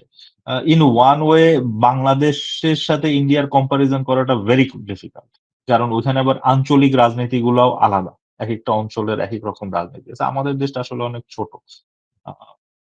আর একটা জিনিস যেটা হচ্ছে যে আহ, প্রধানমন্ত্রী হওয়া বা প্রেসিডেন্ট হওয়ার হোপ থাকা বা এইম থাকা, এটা তো আসলে আমাদের দেশের একদম প্রাথমিক শিক্ষা বা আমি যেটা মনে করি আমাদের দেশের প্রাথমিক বা সেকেন্ডারি এডুকেশনে পরিবর্তন আসে। মানুষকে আমরা হোপ দেখাই হচ্ছে যে বাচ্চাদেরকে আমরা বলি যে তুমি ডাক্তার হবা, ইঞ্জিনিয়ার হবা, যেখানে টাকা কামানো যাবে বেশি, বা তুমি ব্যারিস্টার হবা, জাজ হবা। মানুষকে কিন্তু আমাদের স্কুল কলেজে কখনো শেখানো হয়, বলানো হয় যে তুমি একজন ভালো রাজনীতিবিদ হবা, তুমি একজন ভালো এমপি হও, ঠিক আছে? তুমি একজন ভালো চেয়ারম্যান হও, তুমি একজন ভালো কাউন্সিলর হও, এবং তুমি যদি একজন ভালো রাজনীতিবিদ, চেয়ারম্যান, কাউন্সিলর হও, তুমি যদি এই ফিলোসফি গুলা শিখো, বুঝো, সাধারণ মানুষকে সার্ভ করো, তাহলে তুমি একদিন দেশে মন্ত্রী হবা, এবং তোমার মন্ত্রীর এই অনেস্টি বা এই মৌলিক উপাদানগুলা থাকা লাগবে, তুমি একদিন হয়তো প্রধানমন্ত্রীও হবে। সো আমাদের যে এই যে নেতৃত্ব বিকাশ বা এই জিনিসটা, হ্যাঁ হাসনাত আব্দুল্লাহ এটা ওপেন করে দিছে, আমি মনে করি এটা শুধু ওপেন করলে হবে না, এটার গ্রো আপটাও শুরু করতে হবে, নার্চার করা শুরু করতে হবে একদম প্রাথমিক পর্যায় থেকে, যে মানুষের ভিতর এই হোপটা লালন করে পালন করে যেন ওইভাবে বড় হয়ে আসে। ঠিক আছে? আরেকটা জিনিস আপনি বলছিলেন, আমাকে যদি একটু রিমাইন্ড করেন। বিদেশি কোনো প্রেসক্রিপশন আছে কিনা এই দলটি গঠনের জন্য? ও আচ্ছা, বিদেশি কোনো প্রেসক্রিপশন আছে কিনা এটা আসলে আমার জন্য বলা মুশকিল, আমি তো জানি না। আমাদের দেশে আমরা সবকিছুতেই আহ, আই আমরা যেটা আমি যেটা মনে করি যে আমরা হাইপার থিঙ্কিং নেশন, মানে আমরা অনেক বেশি চিন্তা করি। হ্যাঁ আমার কাছে মনে হয় না বিদেশিদের আসলে এত ইন্টারেস্ট আছে। হ্যাঁ অনেক সময় বিদেশি কাউন্টার পার্ট গুলার অনেক ধরনের ইন্টারেস্ট থাকে, বাট যেহেতু আমি পৃথিবীর অন্য একটা দেশে প্রায় 20 বছর, 20-21 বছর ধরে আছি, আমি বুঝতে পারি যে বিদেশিদের ইন্টারেস্টটার লিমিটেশন আছে। হ্যাঁ মানে মানে আমি এত ইন্টারেস্ট নিয়ে যাব না যে কতখানি ইন্টারেস্ট থাকতে পারে। হ্যাঁ অনেক সময় বিভিন্ন প্রজেক্ট প্রজেক্ট, টাকা পয়সা, এই সমস্ত ব্যাপারে বা রাজনীতিকে কন্ট্রোল করার ব্যাপারে কিছু ইন্টারেস্ট থাকে, বাট সেটার মানে এই না যে যে এখনকার বৈশ্বিক রাজনীতি বা গ্লোবাল পলিটিক্যালাইজেশনে যে আমি একটা দেশের একদম রাস্তাঘাটে যে রাজনৈতিক দল ফর্ম করে রাজনীতিকে টোটালি কন্ট্রোল করার চেষ্টা করবো, আমার মনে হয় না ওরকম ওরকম কোনো ই আছে। বাট অবভিয়াসলি গোয়িং ব্যাকওয়ার্ড, আপনি যদি বলেন যে হ্যাঁ ওয়েস্টার্ন কান্ট্রি গুলা বা বিদেশিদের 5ই আগস্টের আন্দোলন বা পরবর্তীতে কোনো ভূমিকা ছিল কিনা, অবশ্যই ভূমিকা ছিল। তারা বাট ভূমিকাটা পজিটিভলি ছিল, আমি বলবো না যে ভূমিকাটা নেগেটিভলি ছিল। তারাও তো দেখতেছিল যে একটা দেশের মানুষ শোষিত হচ্ছে, একটা দেশে করাপশনের লেভেলটা এত হাইস্ট লেভেলে চলে গেছে যেটার গ্লোবাল ইমপ্লিকেশন আছে। হ্যাঁ তো তখন তো তারা চেষ্টা করে যে ঠিক আছে যারা এটাকে রিফর্ম করতে চাচ্ছে তাদেরকে যতটুক পারে সাপোর্ট করা, সেই রিফর্মের সাপোর্টটা হয়তো তখন করেছে। এখন এই রাজনৈতিক দল একান্তভাবে তৈরির ক্ষেত্রে ডাইরেক্টলি অথবা ইনডাইরেক্টলি কোনো সাপোর্ট আছে কিনা আমি জানি না, থাকতেও পারে নাও থাকতে পারে, বাট দ্যাটস আসলে ইম্যাটেরিয়াল। আমাদের দেশের মানুষের এটা একটা সমস্যা যে আমরা যেটা আমার ম্যাটেরিয়াল চিন্তা করা দরকার সেটার বাইরে চিন্তা করতেছে। আমার ম্যাটেরিয়াল চিন্তা করা দরকার যে এই পার্টিটা আজকে ফর্ম হয়েছে, এই পার্টিটা কতখানি ফেয়ার প্লে করতেছে, ঠিক আছে, এই পার্টিটা আমাদের মানুষের কাছে কতখানি রিচ করতেছে। এখন মনে করেন আই থিংক আমি ক্রিটিসিজম দেখলাম যে এই পার্টির জন্য বাস মানে সরকারিভাবে বিভিন্ন জেলা থেকে বাস দিয়ে লোক পাঠানো হয়েছে, এটা যদি পার্টি করে থাকে তাহলে পার্টির বলা উচিত যে ঠিক আছে আমরা এটা করছি বাট আমরা সরি, এটা করা ঠিক হয় না। যেমন আজকে বা গতকাল মনে হয় প্রেস সেক্রেটারি বলছে যে হ্যাঁ ডিসিরা চিঠি দিছিল বাস অ্যালোকেট করার জন্য, বাট গভর্নমেন্ট টাকাটা পে করেন। ঠিক আছে, হুইচ ইজ গুড। গভর্নমেন্ট তার স্ট্যান্ডিং পয়েন্টটা ক্লিয়ার করছে। হ্যাঁ, পার্টিরও ক্লিয়ার করা উচিত যে হ্যাঁ আমরা যেহেতু নতুন পার্টি, আমাদের লজিস্টিক ছিল না প্রতিটা জেলায় জেলায় যে বাস বুক করার। হ্যাঁ, সো আমরা সরকারের কাছে সাহায্য চাইছি, সরকার বুক করে দিছে, বাট ফাইন্যান্সটা আমরা পাইছি। বাট যখন ফাইন্যান্সের কথা বলতেছে তাদের ওপেন হওয়া উচিত যে আমরা এই ফাইন্যান্স কোথায় পাইছি। আজকে পার্টি বলতে পারতো আমরা মানিক মিয়া এভিনিউতে যে প্রোগ্রাম করছি আমরা 2 কোটি টাকা বা 5 কোটি টাকা খরচ করছি, এই জায়গা থেকে আমি ফাইন্যান্স পাইছি। তাইলে কিন্তু they would make a clear stand point যে this is a party which is bringing a fairness to the whole country. হ্যাঁ, এক্ষেত্রে পার্টিতে এক্ষেত্রে এক্ষেত্রে আমি যেটি মানে বলতে চাচ্ছিলাম, একটি আমার কোয়েরি ছিল জনাব ব্যারিস্টার শরীফ হায়দার, সেটি হচ্ছে যে আহ, বিপ্লবের সাথে এই ছাত্র জনতা যুক্ত ছিলেন এবং এই ছাত্ররা মুখ্য ভূমিকা পালন করেছেন, তাদের ভাইদের রক্ত গেছে, সবকিছু মিলিয়ে খুব অস্থির একটা সময় তারা কিন্তু পাড়ি দিয়েছেন বিপ্লবের সময়টাতে আমাদের সারা দেশবাসীর জন্য। রাজনৈতিক দলগুলোর সাথে সবকিছু মিলিয়ে তারা কাজ করছে। সেখান থেকে কি এইটুকু সহায়তা কি পেতে পারে না আসলে, যেহেতু তারা অর্গানাইজড না, ছাত্ররা যেহেতু অর্গানাইজড না, বয়সেও অল্প, সেখান থেকে একটি দল গঠন করেছে। মাননীয় প্রেস সেক্রেটারি, প্রেস সচিব উনি তো বলেছেন যেটির টাকা পয়সা কোনো সরকার পে করেনি, রিকুইজিশনের জন্য একটি বিষয় ছিল। তো এইটুকু সহায়তাকে কি আমরা খুব নেতিবাচক ভাবে দেখছি? না না না, আমি কিন্তু দেখা ওইটাই উচিত। বলছি যে না না, নেতিবাচক ভাবে না, আমি বলতেছি যে গভর্নমেন্ট যে ক্লারিফাই করছে দিস ইজ ভেরি গুড, পার্টিরও ক্লারিফাই করা উচিত ছিল। এবং তারা যদি এটা আগে করতো তাহলে কিন্তু এই কোশ্চেনটাই আসতো না। তারা যদি আগেই বলতো তারা তো এটা ফর্মালি বলতে পারতো যে দেখো আমার লজিস্টিক নাই, আমার প্রতি জেলায় কমিটি নাই, ঠিক আছে, আমার প্রতি জেলায় একজন বা দুইজন শুধু মুখপাত্র আছে, আমার পক্ষে সব জায়গা থেকে মানুষকে ফ্যাসিলিটেট করা সম্ভব না। সো আমি সরকারের কাছে সহযোগিতা চাইছি, তারা চাইলে অন্য পলিটিক্যাল পার্টির কাছে সহযোগিতা বলে যে বিএনপির লোকজন আমাকে হেল্প করো, জামাতের লোকজন হেল্প করো, বা বাংলাদেশের অন্য যে রাজনৈতিক দল তারাও আমাকে লজিস্টিক দিয়ে হেল্প করো, আপনারাও আমাকে বাস দেন, সমস্যা কি? এটাই তো রাজনীতি হওয়া উচিত। এবং আমি যেটা বলতেছিলাম যে পার্টি যদি আরো ওপেন এবং ক্লিন হয় যে আমি এটা করছি এইভাবে করছি, সেটা তারা একটা প্রোগ্রামের পরে বা আগে বলে দিতে পারে, তাইলে কিন্তু মানুষ এটা নিয়ে আর ওই যে আমাদের দেশের মানুষ উকুন খুঁচে মানে খুঁটিনাটি এটা নিয়ে আর ওই অপরচুনিটিটা তাদেরকে দেয়া হলো না। আমি ক্লিন থাকলাম প্রথম থেকে যে আমি এই প্রোগ্রাম করছি, আমার এত হাজার লোক আসছে, আমার এত টাকা বাজেট ছিল। হ্যাঁ, আমাকে একজন ব্যবসায়ীও টাকা দিতে পারে, এই ব্যবসায়ী, বা তাদের নাম বলে দিই যে এই ব্যবসায়ী এত টাকা দিছে, বা এই গ্রুপ আমাকে এত টাকা দিছে, বা কোনো বিদেশি সংস্থা আমাকে লজিস্টিক হেল্প করছে সেটাও বলে দিই যে এই গভর্নমেন্ট আমাকে এই সাপোর্ট দিছে, এই গভর্নমেন্ট আমাকে এই মিডিয়া কর্পোরেশন আমাকে এইটা সাপোর্ট দিছে। তার মানে এইটা না যে ওই গভর্নমেন্ট বা ওই মিডিয়া কর্পোরেশন এই পার্টির জন্য সবকিছু করে দিল, বাট আমরা জানলাম ক্লিয়ারলি যে এটা হয়েছে, এবং তারাও ক্লিন থাকলো যে আমরা এইভাবে আসছি।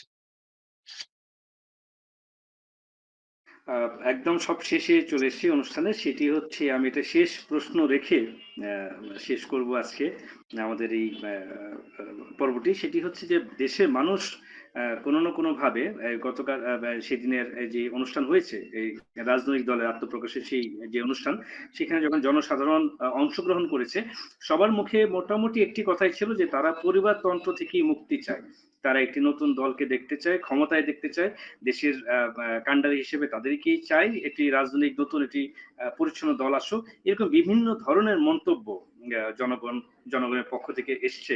আপনি দেখেছেন যে সেদিনের অনুষ্ঠানে। তো শেষ কথাটি হচ্ছে যে পরিবারতন্ত্র থেকে দেশের মানুষ মুক্তি চায়, আর বিএনপি না, আর আওয়ামী লীগ নয়, এরকম একটি বিষয়ের মাঝে জনগণ হয়তো বাস করছে কিনা, তাদের চিন্তা চেতনা, এই বিষয়টাকে আপনি কিভাবে দেখছেন? এটি জনগণের এই মন্তব্যকে আপনি কিভাবে বিশ্লেষণ করবেন? প্রথমত, দ্য কনসেপ্ট ইজ রং। পরিবারতন্ত্র থেকে মুক্তি চাওয়া কনসেপ্টটা এটা হওয়া উচিত না। ট্যাগলাইনটা হওয়া উচিত যে কোয়ালিফাইড লোকের লিডারশিপ চাই, যোগ্য ব্যক্তির নেতৃত্ব চাই। কারণ আপনি যখন পরিবারতন্ত্র থেকে মুক্তি চাই বললে তো আপনি কিছু কিছু পরিবারকে ব্যান করে দিলেন যে এই পরিবার থেকে তুমি রাজনীতিতে আসতে পারবা না, বাট ওই পরিবারের তো কোয়ালিফাইড রাজনৈতিক নেতা থাকতে পারে না। এখন সে ওই পরিবারে জন্মগ্রহণ করছে, এই কারণে আপনি তাকে রাজনীতিতে আসতে দিবেন না, সেটা তো তার প্রতি ডিসক্রিমিনেশন হয়ে যাবে, তাই না?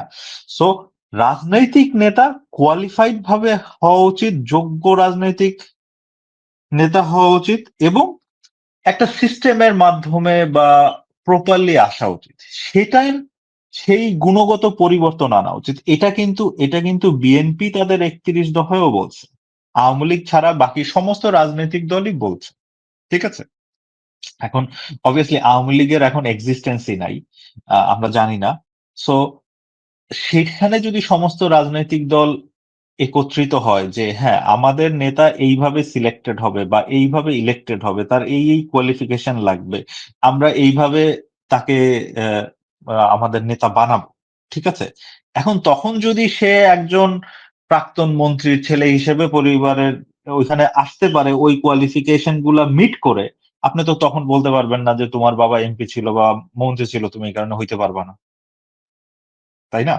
সো কোয়ালিফিকেশনের বেসিসে হওয়া উচিত, যোগ্য হওয়া উচিত, অনেস্ট হওয়া উচিত। আরেকটা জিনিস যেটা বললেন যে আমরা আর আওয়ামী লীগ চাই না বা বিএনপি চাই না, ওই ক্ষেত্রেও আমি বলবো না যে নেইমিং হওয়া উচিত না। আমরা আওয়ামী লীগ চাই না বা বিএনপি চাই না, বা যে কখনো বিএনপি সাপোর্ট করছে বা যে কখনো আওয়ামী লীগ সাপোর্ট করছে সে পরিবর্তিত মানুষ হতে পারবে না, তা তো না। এটাও this is A wrong conception. হ্যাঁ, এখানে কনসেপশনের পরিবর্তন দরকার আছে। আওয়ামী লীগ বিএনপি তো পরিবর্তিত হতে পারে, ঠিক আছে? বিএনপিরও ভুল থাকতে পারে, আওয়ামী লীগেরও ভুল থাকতে পারে। হ্যাঁ, যারা হত্যা বা বড় ধরনের অপরাধের সাথে জড়িত তাদের প্রপারলি বিচার হওয়া উচিত। সেই বিচার ব্যবস্থা বা বিচার সিস্টেম আলাদা, সেখানে তাদের নেতারা যেভাবে বিচার হবে সেটা। বাট একটা পার্টিকে তো আপনি ফাঁসিতে ফাঁসির কাস্টে ঝুলাইতে পারেন না, বা একটা পার্টিকে আপনি টোটালি বলতে পারেন না যে এই পার্টি এক্সিস্টেন্স থাকা যাবে না বা আমরা মানি না। পার্টি যারা চালাইছে তাদের ভুল হইতে পারে, তাদেরকে আপনি পরিবর্তন করেন। বাট আপনি চিন্তা করেন যে কোটি কোটি মানুষ এই পার্টিটাকে সাপোর্ট করছে, তাদেরকে তো ভুল বোঝানো হয়েছে, যারা ভুল বুঝাইছে তাদের রং, রাইট? বাট এটার মানে এই না যে আপনি আমার ২ কোটি ৩ কোটি ৪ কোটি লোক যারা বিএনপি বা আওয়ামী লীগ সাপোর্ট করে আমাদের দেশে রুট লেভেলে, আপনি তাদেরকে সবকিছু থেকে ব্যান করে দিবেন, তাদের রাইট কে আপনি ছিন্ন করবেন, এটা তো কারেক্ট। সো আসলে কনসেপশন এরকম হওয়া উচিত যে হ্যাঁ, বিএনপিও থাকবে, আওয়ামী লীগও থাকবে, জামাতও থাকবে, জাতীয় পার্টিও থাকবে, মানুষের কাছে চয়েস থাকবে, মানুষ জানবে কোন পার্টিতে কি হচ্ছে ক্লিয়ারলি, মানুষ চুজ করবে যে আমি কাকে চাই। বাট চয়েসটাকে আমরা এখানে বললি যে মানুষের ইনফর্মড ডিসিশন হইতে হবে। এখন আমাদের দেশে যেটা হয় যে মানুষের কাছে রং ইনফরমেশন থাকে। আমি একটা এমপি কে ভোট দিতে চাচ্ছি বা আমি একজন নেতা সিলেক্ট বা ইলেক্ট করতে যাচ্ছি, আমি অনেক সময় জানতেছি না যে এই নেতাটা আসলেই করাপ্ট কিনা, এই নেতাটার কি কি প্রবলেম ছিল বা কি কি স্ট্রং ভালো পয়েন্ট আছে। সো এই ইনফরমেশনটা যেন কারেক্ট ইনফরমেশন মানুষের কাছে রিচ করে, তাইলে অটোমেটিক্যালি ভালো লিডারশিপ চলে আসবে। আরেকটা জিনিস হচ্ছে যে আমার কাছে ব্যক্তিগতভাবে আমি মনে করি, আমি দেশে যখন যাই বা গেছি, সেটা হচ্ছে যে আমরা আমাদের লিডারদেরকে অনেকটা রাজার আসনে বসায় রাখি। এটা একটা ভুল ধারণা। ঠিক আছে? মনে করেন আমি এমপি ক্যান্ডিডেট বা আমি এমপি বা আমি অমুক রাজনৈতিক দলের প্রেসিডেন্ট সেক্রেটারি। আপনি বাজারে নামবেন, গাড়ি থেকে নামবেন, হাজার হাজার লোক আপনার পিছনে ফলো করা শুরু করবে, হ্যান্ডশেক করা শুরু করবে এবং আপনারে kind of you are a king. এই যে আমাদের অ্যাটিচিউড, এই অ্যাটিচিউড পরিবর্তন করা উচিত। আপনি এখানে যাবেন, দেখবেন যে ওয়েস্টার্ন বা মডার্ন ডেমোক্রেসি গুলাতে আপনার মেয়র প্রধানমন্ত্রী আপনার সাথে ট্রেনে ঝুলা ঝুলা অফিসে যাইতেছে, আপনার বাসার সামনে এসে ভোট চাইতেছে, আপনার দরজা নাও খুলতে পারেন, এরকম একটা অবস্থা। তার সাথে ১০-১৫ জন লোক হাঁটার থাকে না। তো আসলে তো আমরা মনে করি আমাদের নেতারা সকল ক্ষমতার অধিকারী, এই ধারণাটা ভুল। এবং ওই ধারণা থেকে আমরা তাদেরকে রাজার মতো পূজা করা শুরু করি। সো আমাদের এই কালচার এবং অ্যাটিচিউড পরিবর্তন করতে হবে। হাসনাত আব্দুল্লাহ বা আজকে যারা তরুণ নেতা আছে, এবং এটা শুধু যে এই দলের তরুণ নেতা না, আমি মনে করি বিএনপিতেও এখন অনেক তরুণ নেতা আছে, জামাত শিবিরেও অনেক তরুণ নেতা আছে, এবং বাংলাদেশের আরো যে ছোট ছোট দল আছে তাদের ভিতরে অনেক তরুণ নেতা আছে। তাদেরকে এখন তাদের মানুষকে, সাধারণ মানুষকে এটা বুঝাইতে হবে যে আমরা নেতারা ট্রান্সফার করার জন্য না, আমরা নেতারা থানায় মানুষ অ্যারেস্ট করা এবং ছাড়ানোর জন্য না, আমরা নেতারা মানুষের চাকরি দেওয়ার জন্য না। নেতার দায়িত্ব হচ্ছে আইন বানানো, মানুষকে সাপোর্ট করা, সেটা করার জন্য। তো আমাদের নেতাদের কাছে সাধারণ মানুষের চাহিদার স্পেকট্রাম পরিবর্তন হইতে হবে। এবং মনে করেন যে একজন এমপি সাহেব ফোন করলো থানায়, তাহলে কেন একজন আসামি ছুটে যাবে? আমার অফিসারকেও এটা বুঝতে হবে যে আমার এমপি সাহেবের এই ক্ষমতা নাই, বা আমার এই মন্ত্রী সাহেবেরও এই ক্ষমতা নাই, এমনকি প্রধানমন্ত্রীরও এই ক্ষমতা। সো মানুষ, আমাদের দেশের প্রতিটা মানুষ তার ক্ষমতা যখন নিজে বুঝতে পারবে এবং অন্যকে অপ্রয়োজনীয় ক্ষমতা এবং গুণগান করা বন্ধ করবে, দেখবেন যে আলটিমেটলি জিনিসগুলা চেঞ্জ হয়ে যাবে। এটার জন্য আসলে যেটা আমি বললাম যে এডুকেশনে পরিবর্তন দরকার, এবং একদম প্রাইমারি লেভেল থেকে এডুকেশনে পরিবর্তন। তারপর হচ্ছে মানসিকতার পরিবর্তন অনেক বড় একটি বিষয়। হ্যাঁ, আসলে ক্ষমতা অনেক বড়। যেই ক্ষমতায় যেই আসুক না কেন, সবচেয়ে বড় হচ্ছে মানসিকতার পরিবর্তন, শিক্ষার যে জায়গাটি সেটিকে আরো পুষ্ট করা আর সুসংহত করা। তাহলে পরে হয়তোবা বাংলাদেশের সামগ্রিক প্রেক্ষাপট বা রাজনৈতিক প্রেক্ষাপট সবকিছুতেই একটি আমূল পরিবর্তন আসবে বলে আপনার বিশ্বাস। আপনাকে অসংখ্য ধন্যবাদ আজকে আমাদের সাথে এতক্ষণ সময় দেওয়ার জন্য। আবারও আশা করি দেখা হবে আবারও কোনো বিষয় নিয়ে আপনার সাথে। ইনশাআল্লাহ। এতক্ষণ সাথে থাকার জন্য অসংখ্য ধন্যবাদ জনাব barrister Sharif Haider Mridul. Thank you mister Supriyo Zafar দর্শক, খান, থ্যাংক ইউ সবাই। Thank you, thank you. আসসালামু আলাইকুম। ইসলাম। সুপ্রিয় আসসালামু আলাইকুম। দর্শক, আজকের মতো এখানেই আমাদের অনুষ্ঠান শেষ করছি।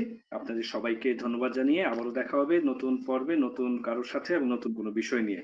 ততক্ষণ ভালো থাকুন, আপনারা সবাই ভালো থাকুন।